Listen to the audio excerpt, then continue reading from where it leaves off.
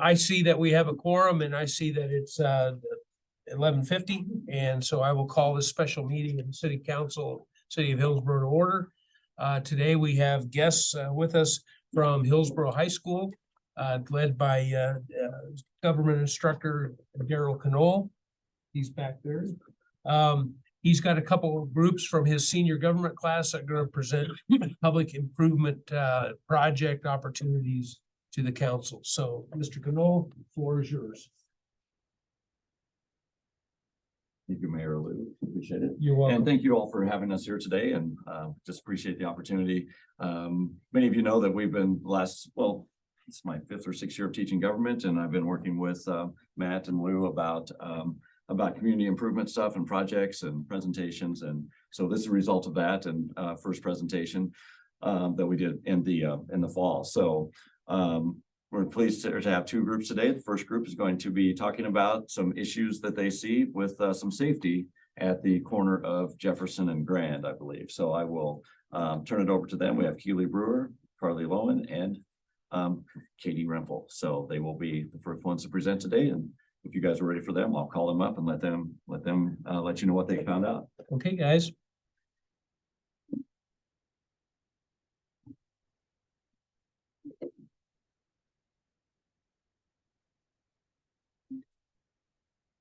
Are you going to control the stuff for? I'll control it if you give me that. And I would say that they did this in Google Slides and I downloaded it and it kind of screwed up some of the formatting. So these are my errors and not theirs. So Okay, you can go ahead and go to the next. maybe they'll let me. As the way for those these two. No, it's the content thing. Oh yeah. Hold on a minute.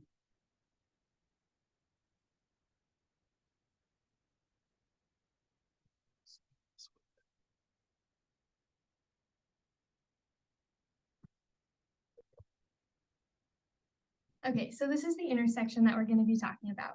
So imagine you're going to school in the morning, you're dropping off your kids or your grandkids, and in the morning, there's just a lot of chaos. When you're coming on Grand Street, going to the school, you can hardly see because the sun's super blinding. If you're on Grand and you're looking to the east, it's hard to see because there's parking spots that are blocking your visibility. Overall, there's just a lot of chaos happening in the morning with speeding and overall just chaos. Next slide. So this is a problem that we have come up with a solution for. So in addition to the problems that I already talked about on Grand on the west side of the school, or on Jefferson on the west side of the school, people also parallel park over there, but often people park too close to mailboxes or driveways and makes it difficult for the residents there. So these are just some of aspects of that intersection. So in the top right picture, you can kind of see that it's hard to see on Grand as people are coming. So when you pull out, it's kind of just blind. Some of the other pictures are of the signage that are currently there. And we'll talk about ways that we would like to improve those.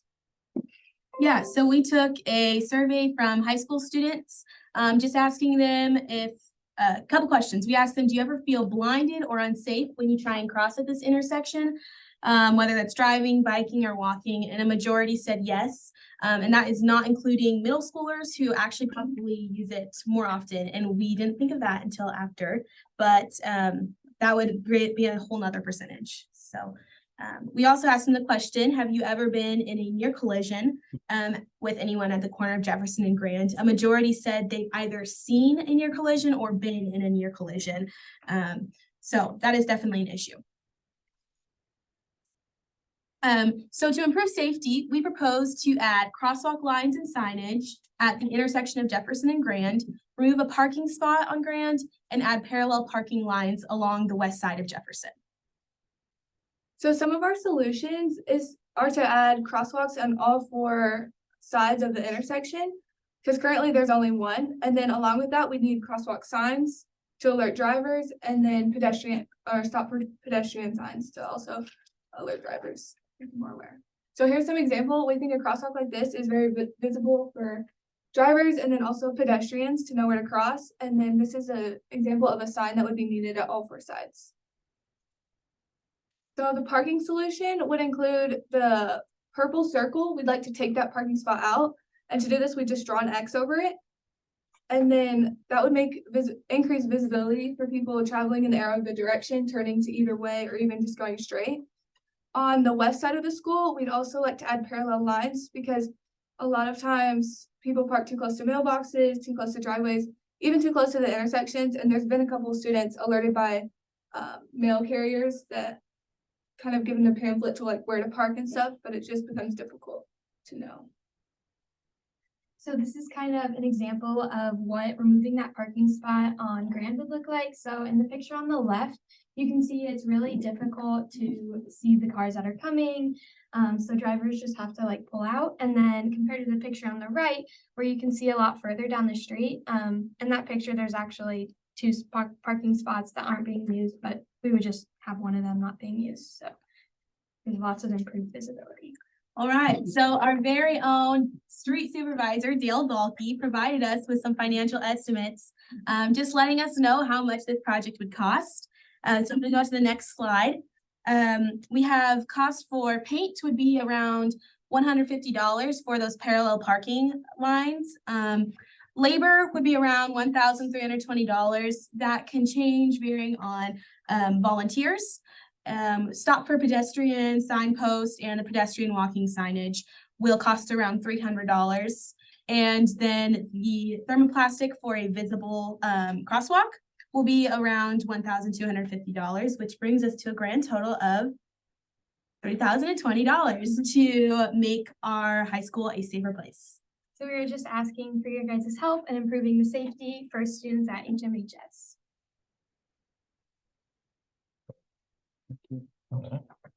Perfect. All right, questions for these folks? So you're talking about one parking spot?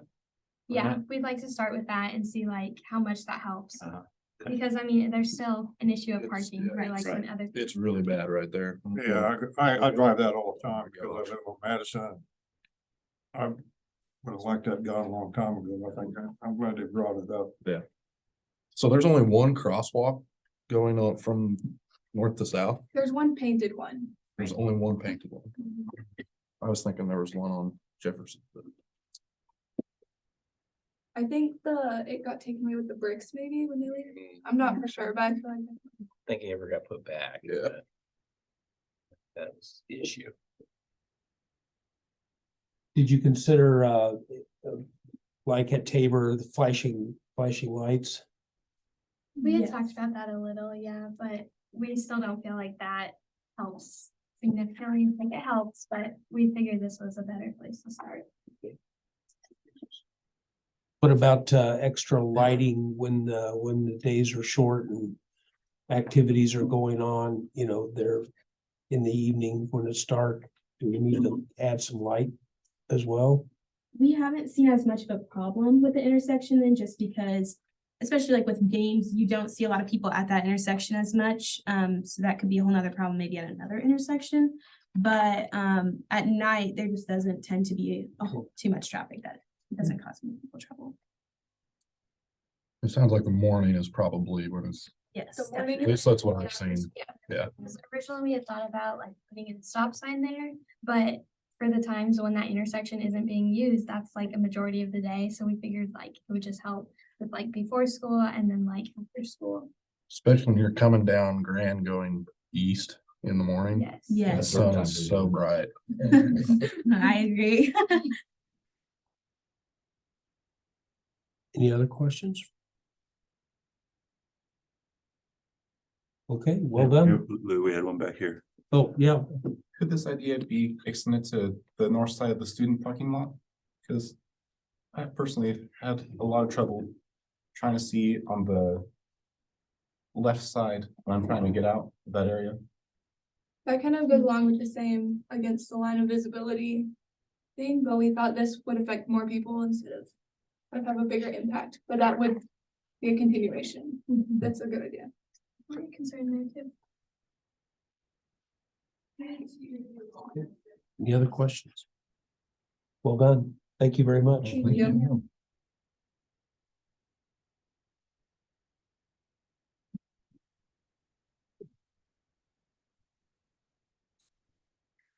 Ready? You guys wanna get some pizza, you can, or you wanna? Okay, so thank you very much for the presentation. And so our second presentation today deals with the issue at Tabor with the crosswalk there and trying to make that make that area of town a little bit more safe for not only the traffic going, but the people walking across. I think both pedestrians and drivers find some issues with that area. So these guys decided that that was the area they wanted to work on. And so we have Dion, Josh, Chris, and Wency are going to let you guys know about that. So I will turn it over to them.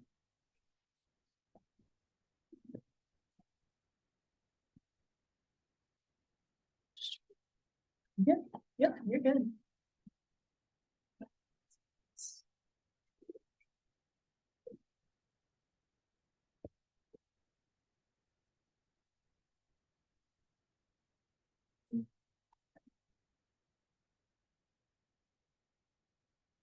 Welcome to all the people in attendance for our awesome, perfect proposition. How you can save others. Yes, we mean literally.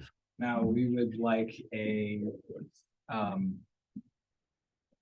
volunteer for a quick demonstration to help solidify our point. Sure. I'll do it. Like, thank you. Stand right here in the middle. Okay. Over here, pretend I'm a car on D Street. I'm driving. Okay. Oh no. Oh no, I crashed. I could have almost hit him. And if you hadn't swerved out of the way and hit everything in the side, you would have crashed into it. Yeah. He needs to back down. So, although that was kind of a silly demonstration, it is a real problem, and our title is anything but an over exaggeration of saving lives on the street. So yeah, we intend to add 2 rectangular rapid flashing beacons to both crosswalks on B Street. So, Josh, what is a rectangular rapid flashing beacon? I know. A rectangular rapid flashing beacon, or RFB, is a sign that has a flashing light bar on it that activates when a button on the bottom is pressed. It also runs on solar power. And solar power is going to be great for this because the maintenance will be lower in terms of how much electricity it uses. And so we won't even have to touch that once it is up in terms of energy bills. Yep, and the walking lot are required to make vehicles yield between 72 and 96% of the time. Yeah, if only we had a walk light for him, I wouldn't have almost run him over. And they'd be perfect for our community. When a Tabor student needs to cross, they can. If no one's crossing, then drivers don't have to yield. And I mean, I think that this is maybe the second best part about it is it only costs $50,000, but it doesn't have to be your $50,000.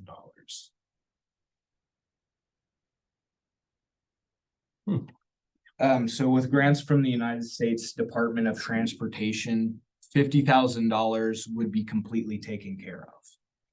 And it's all done by the contractors, so you can get the sign from the same people you called to install it.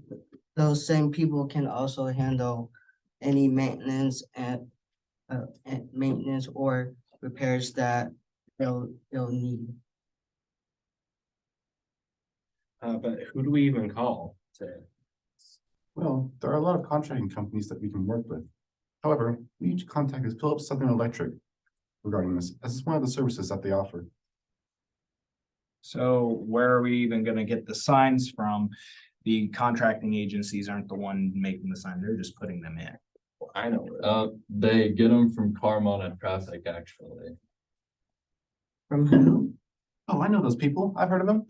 Yeah, so they're definitely a bigger supplier of traffic signs and the like, and so they're good name and good reliability. So that would be the best place to get them.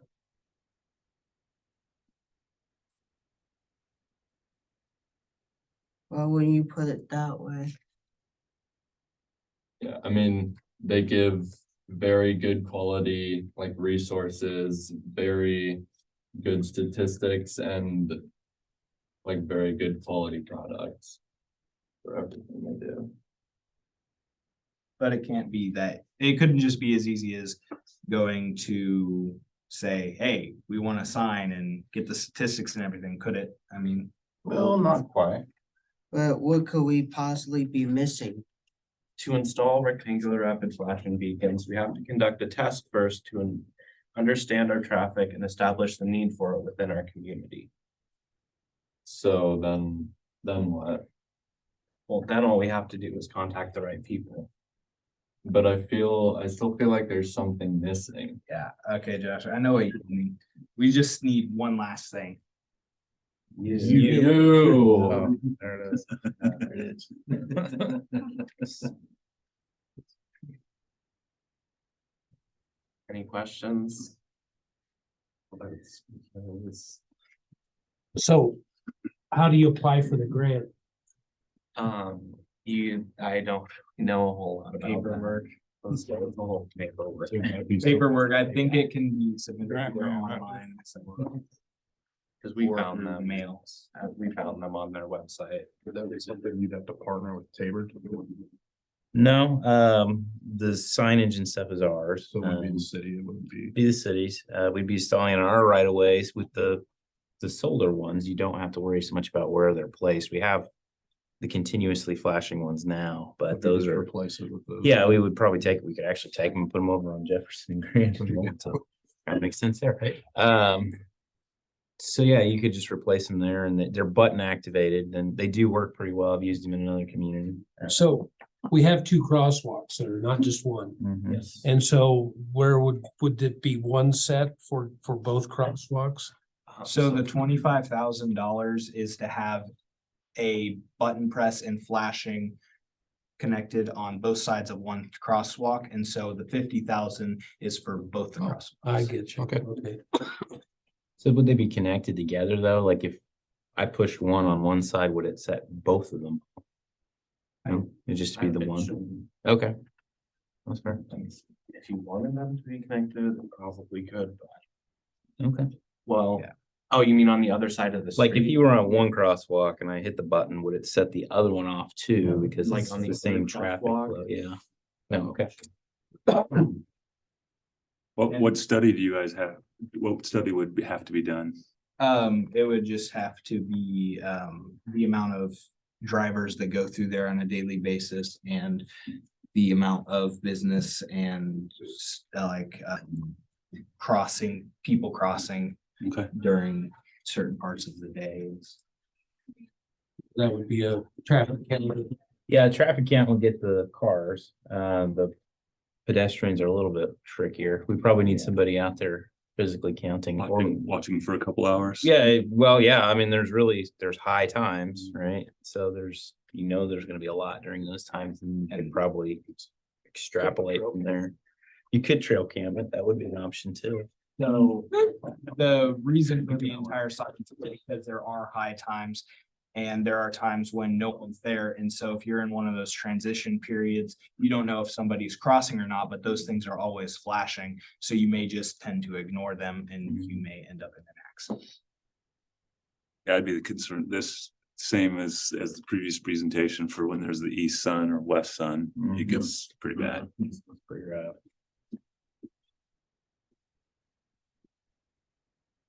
Any other questions? Okay. Well, thank you very much. Good job.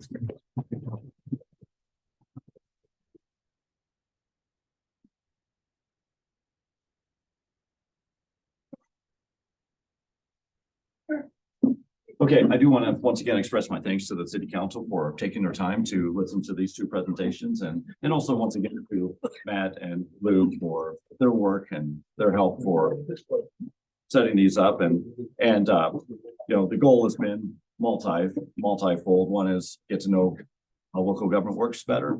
And then look for ways that you can actively be involved in your community. And so that's what this is all about. And you guys have done a great job with that. And hopefully they've come up with some worthwhile projects and some problems that need to be addressed. So thank you once again for your time and for listening to us and for your help as part of this government process goes. So thank you. Appreciate it. Thank you. Thank you. You need us to state it again. Don't need to. I mean, again, we have food out there. Lots of food. Please eat the food. Take it, please have some. Finish something. Thank you very much. Yeah, thank you, guys. Thank you. Thank you. Thank you. Have a good day.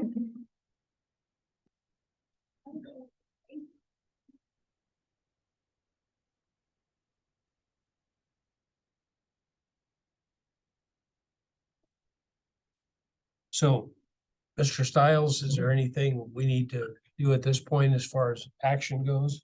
No, I don't think there is. I mean, it's really more a matter of where do you want us to proceed with finding some solutions or trying to implement some of these things? I mean, that's Well, sort of. I think there's, I think there's some interest, I certainly recognize the issues that are in front of the high school. And I also recognize, because I drive that right into the blazing sun every morning, to go get my breakfast at Wendy's, that crosswalk is extremely dangerous at that time, any low light time of day. And so I would say, that it would be worth investigation. I mean, especially if there is, if we could fully fund this. But before we made that call, I would definitely think we should contact Tabor and get some input from them as well. Make sure that they feel like that's a valid solution for them as well.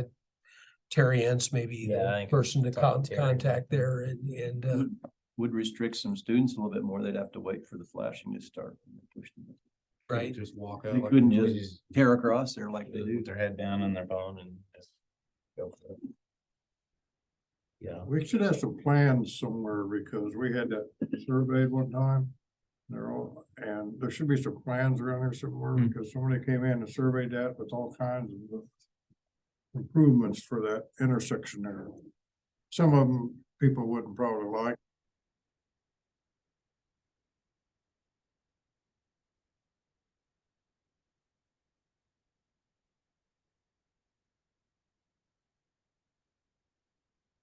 Block here, and it would have worked out really well, but it would have took people a while to get used to the traffic flow.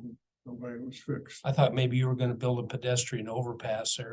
I thought about that or an underpass and then flood it. Flooded. Nobody would ever.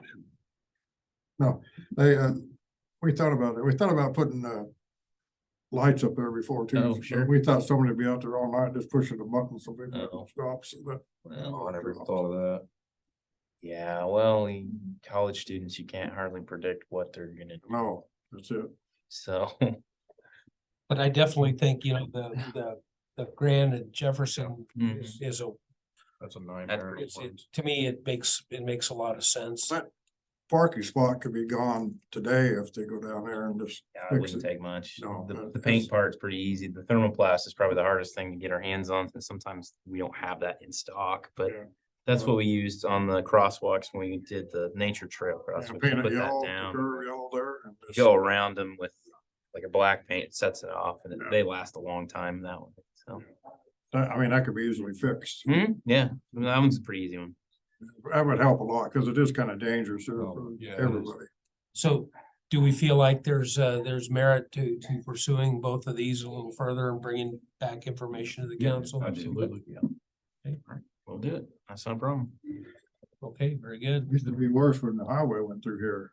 Oh, I imagine. Semis coming through, Yeah. that crosswalk, I can tell you that. So, I heard we had an intern that we could put on projects like this. We do have our new intern. I don't remember anybody ever getting hit to, unfortunately. I mean, so I never worked. I've seen somebody, when I was at Tabor, riding their bike, car smacked them. Did you? Flew off, yeah. I did, It wasn't me. I would tell you that my wife had an incident at Willow Road in Ash once with a Tabor track student running down the side. Oh, yeah. Oh, yeah. And that pretty much mortified her and luckily there was no injuries, but it was a scary situation. So yeah, it's always scary when we've got pedestrians and motor vehicles, especially there's some pretty large vehicles that go through that crosswalk. I mean, if you think of trucks, farm equipment, Yeah. all that stuff, there's some pretty big stuff going I through wouldn't there. wanna see somebody get hit there. And that's why it's not practical to put a pedestrian overpass in there, because you'd have to reroute all the big farm and truck Bridge in equipment. Kansas City, Somebody dropped bricks off of it. or eggs. College students, you never know. I think the sign, that flashing lights and stuff, if they go all the time, like the kids said, you get used to them, you don't pay attention, but if you don't see them all the time. And they flash, Yeah, I think they're white and yellow, aren't they? Yeah, 'Cause they I have mean, the- they're a lot more attention getting yeah, than what's yeah, out they there. sure would be. Like the one down there about the school, you don't notice that until it starts to flash, cause it's not on all the time, and then so it's noticeable then. Well, I will tell you, yesterday we had that was another thing. We had a music festival here. And so we had bands and choirs crossing those crosswalks because their buses were parked in by the old church there. So if we did have those flashers, would we still put out the deal for Tabor Camp, Kids camp. kids camp? Oh, yeah. I would think we would. Yeah, we're not gonna back off on any of the safety measures, but yeah, anything extra, if there's special stuff, we'll definitely do our normal thing. We don't want anybody, especially Okay. anybody who's visiting to get hit. Yeah. That'd be bad. Is there any comments or any other business that needs to come before the council? Hearing none, we will adjourn the meeting and go get something to eat. Thank you, guys.